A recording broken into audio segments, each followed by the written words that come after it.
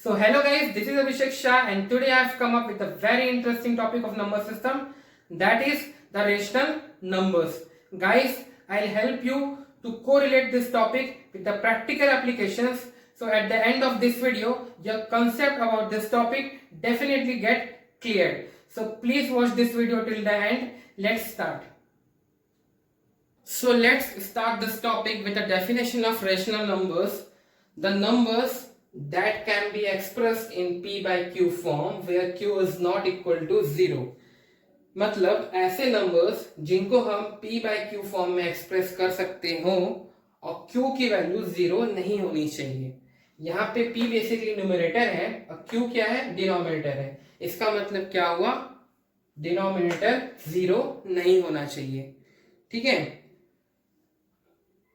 So there are two conditions which must be satisfied before declaring a number is rational or not. So the first condition is p by q form and the second condition is q is not equal to 0. Fine. तो यहाँ पे example लिखा हुआ है 1/3. तो हम ये दोनों कंडीशन यहाँ पे चेक करते हैं और फाइंड करते हैं ये रेशनल नंबर है या नहीं है. तो फर्स्ट कंडीशन क्या है, p by q फॉर्म. तो 1/3 ये p है, ये q है. तो फर्स्ट कंडीशन तो सेटिस्फाइड हो गई. सेकंड कंडीशन क्या बोलता है, q is not equal to 0. मतलब q की वैल्यू 0 नहीं होनी चाहिए. यहाँ q की वैल्यू क्या है, 3 है. इसका मतलब क्या हुआ, 1/3 is a rational number. Okay. Similarly 2/5 भी रेशनल नंबर है, p by q की फॉर्म में है और q क्या है, नॉट इक्वल टू 0. एक क्वेश्चन ऐसा है जो काफी कंफ्यूजन क्रिएट करता है स्टूडेंट्स के माइंड में कि क्या 0 रेशनल नंबर है या नहीं. 0. तो इसका आंसर है हाँ, 0 रेशनल नंबर है.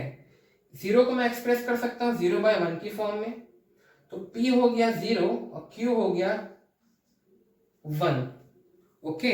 तो p by q की फॉर्म में एक्सप्रेस हो गया. q is not equal to 0 होना चाहिए. यहाँ q की वैल्यू क्या है, 1 है. ये 0 तो नहीं है. इसका मतलब 0 is a rational number. Clear है. ठीक है. क्या 1/0 रेशनल नंबर है, 1/0 ये p by q के फॉर्म में तो है. ठीक है. तो पहली कंडीशन सेटिस्फाइड हो रही है. सेकेंड कंडीशन क्या है, q is not equal to 0 होना चाहिए. यहां q क्या है, 0 है. इसका मतलब ये रेशनल नंबर नहीं है.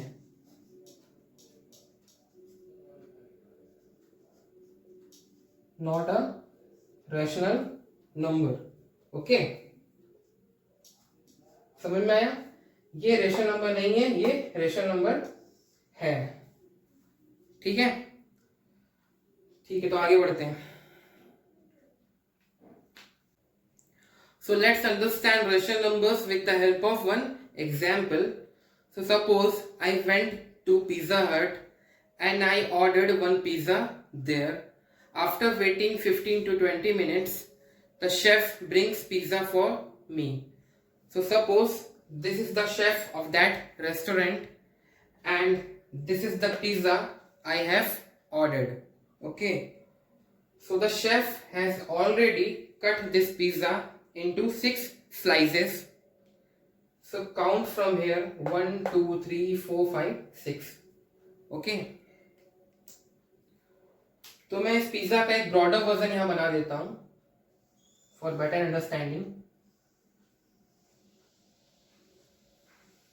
ओके. अब इसको 6 स्लाइसेस में मुझे कट करना है. 1. ठीक है. चलो. नाउ सपोज मैंने इस पूरे पिज्जा में से सिर्फ 2 स्लाइसेस ही खाई. मैंने कितनी खाई, 2 स्लाइसेस. तो मैंने यहां लिखा 2. फाइन.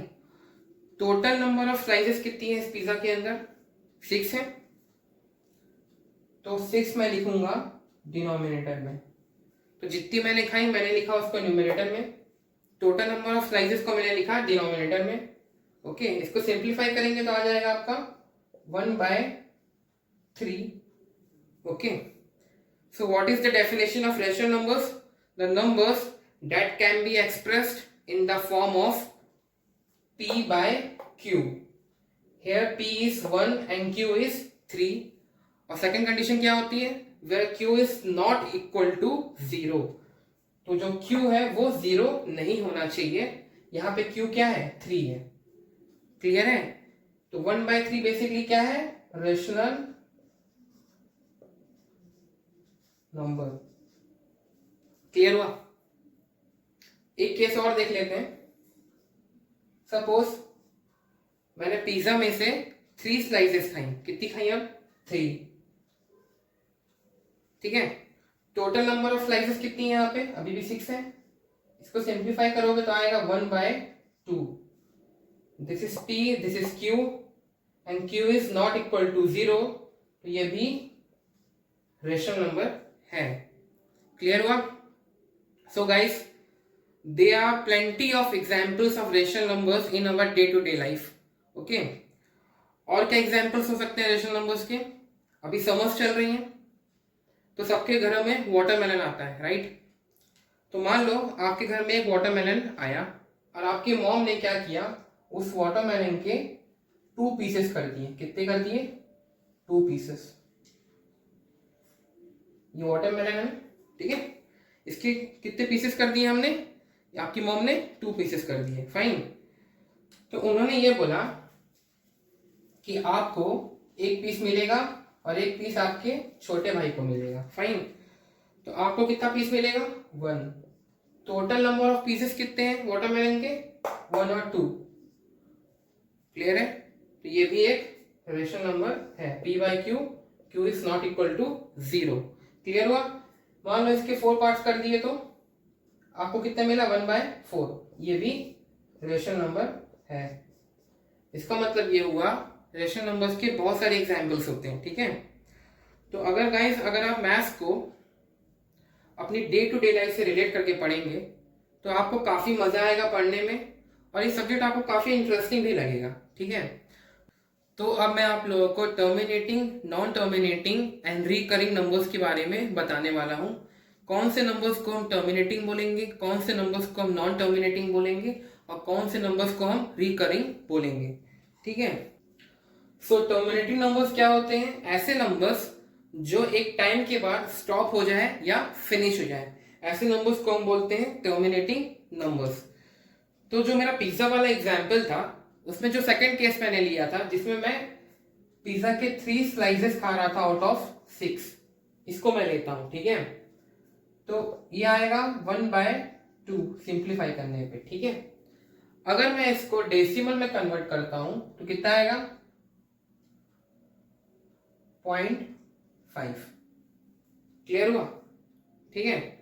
तो 0.5 आया, उसके बाद कुछ नहीं आ रहा, मतलब ये नंबर 0.5 पे टर्मिनेट हो जा रहा है. इसका मतलब क्या हुआ? 1/2 इज टर्मिनेटिंग. क्लियर हुआ? और एग्जाम्पल क्या हो सकते हैं? वैसे तो बहुत सारे एग्जाम्पल्स हो सकते हैं. एक और बता देता हूं.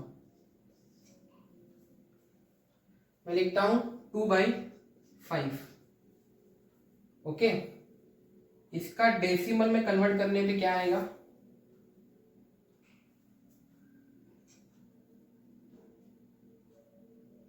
0.4.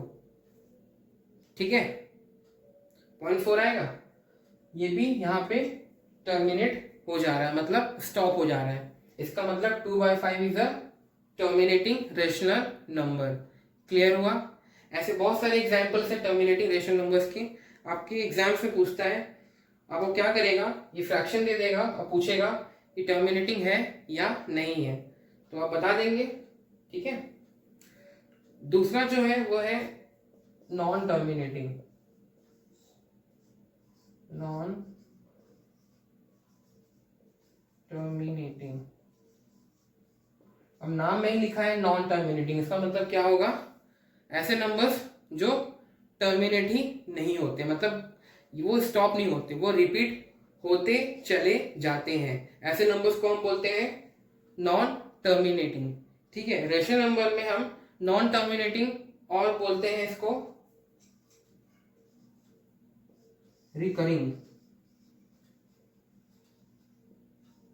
नॉन टर्मिनेटिंग एंड और रिकरिंग। ठीक है, रिकरिंग का मतलब क्या हुआ, टर्मिनेट तो नहीं हो रहे बट कंटिन्यूअसली रिपीट हो रहे हैं। जो पहला वाला एग्जांपल था 1/3, ये आया था ना, मैंने पिज्जा के 2 स्लाइसेस खाए थे आउट ऑफ 6, इसको सिंप्लीफाई किया तो कितना आया था, 1/3 आया था। अगर इसको आप डेसिमल में कन्वर्ट करेंगे तो आएगा आपका 0.333 एंड सो ऑन। मतलब 3 जो है बार बार रिपीट होता चले जाएगा, राइट। तो इसको हम लिखते हैं 0.3 बार, यहीं से रिपीटेशन चालू हो रही है तो मैंने क्या लगा दिया, बार। तो ये नंबर जो है वो है बेसिकली नॉन टर्मिनेटिंग, क्योंकि ये टर्मिनेट नहीं हो रहा इसकी तरह, इन दोनों की तरह, और रीअकरिंग मतलब बार बार रिपीट भी हो रहा है। क्लियर हुआ। टर्मिनेटिंग नंबर्स क्या होते हैं, नॉन टर्मिनेटिंग, और रिकरिंग नंबर्स क्या होते हैं। ये आपके एग्जाम में पूछता है इसलिए मैंने बता दिया, ठीक है। So I have shown the relationship between different numbers like rational numbers, integers, whole numbers and natural numbers with the help of one diagram. तो see this diagram, इसमें जो लास्ट रिंग है, ये वाली रिंग, इससे वो नंबर्स चालू हो रहे हैं सेंटर की तरफ, ऐसे नंबर्स कहला रहे हैं रेशनल नंबर्स। ओके, इसका मतलब क्या हुआ, सारे नंबर्स जो है वो है रेशनल, क्योंकि यहां से चालू हो रहे हैं नंबर और यहां तक है, बिल्कुल ठीक। जो सेकंड रिंग से नंबर्स चालू हो रहे हैं उनको हम बोल रहे हैं इंटीजर्स, यहां से लेके सेंटर तक, ठीक है। जो थर्ड रिंग से नंबर्स चालू हो रहे हैं सेंटर तक उनको बोल रहा हूं मैं होल नंबर्स, और जो लास्ट रिंग में नंबर्स है उनको मैं बोल रहा हूं नेचुरल नंबर्स। ओके, तो मैंने क्या किया, सीक्वेंस में नंबर्स को लिख दिया है रिंग के हिसाब से। ओके, इसका मतलब क्या हो रहा है, सारे इंटीजर्स रेशनल नंबर है ना, सारे इंटीजर्स रेशनल है, सारे होल नंबर्स भी रेशनल नंबर है, और सारे नेचुरल नंबर्स भी रेशनल नंबर है। इसका मतलब ये हुआ सारे नीचे वाले नंबर ऊपर वाले नंबर के अंडर आ रहे हैं, यही हो रहा है ना, सारे नीचे वाले नंबर ऊपर वाले नंबर के अंडर आ रहे हैं, नीचे जाते हैं सेकंड नंबर पे इंटीजर्स। तो सारे होल नंबर इंटीजर है, सारे नेचुरल नंबर इंटीजर है, सारे नीचे वाले नंबर ऊपर वाले नंबर के अंडर आ रहे हैं, और नीचे आओ होल नंबर के पास, तो सारे नेचुरल नंबर्स होल नंबर है, सारे नीचे वाले नंबर ऊपर वाले नंबर के अंडर आ रहे हैं। क्लियर हुआ। तो आपके एग्जाम्स में काफी ऐसे क्वेश्चंस आते हैं, all natural numbers are rational numbers, true और false, all whole numbers are integers, true और फॉल्स। तो अब आपको ऐसे क्वेश्चंस करने में प्रॉब्लम नहीं होगी। तो एक क्वेश्चन मैं पूछता हूं, all rational numbers are natural numbers, true और फॉल्स, क्या होगा भाई, सारे रेशनल नंबर नेचुरल नंबर्स हैं, देखो फिगर को, लग रहा है आपको सारे रेशनल नंबर नेचुरल नंबर्स है कि नहीं है। मैंने क्या बोला, नीचे वाले नंबर ऊपर वाले नंबर के अंडर आते हैं, मैंने ये नहीं बोला ऊपर वाला नीचे वाले के अंडर आएगा। तो मैंने क्वेश्चन क्या पूछा है, all rational numbers are natural numbers, true और फॉल्स। तो क्या आंसर आएगा, false.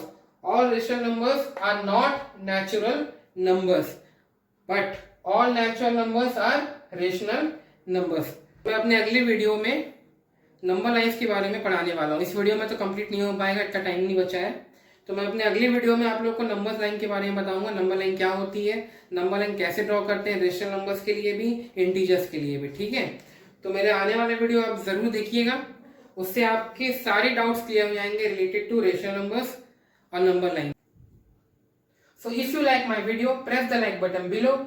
Do share this video with your friends, with your family, with your colleagues, and also please subscribe to my channel. Also click the bell icon below to get the recent updates of my channel. Guys, if you have any doubt regarding this topic or any other topic of mathematics, you can write it on a comment section below. I'll definitely help you out as soon as possible. You can also follow me on Instagram. I have provided the link below. So that's all for the day. Thank you so much. Have a nice day. Stay safe, stay connected, keep learning.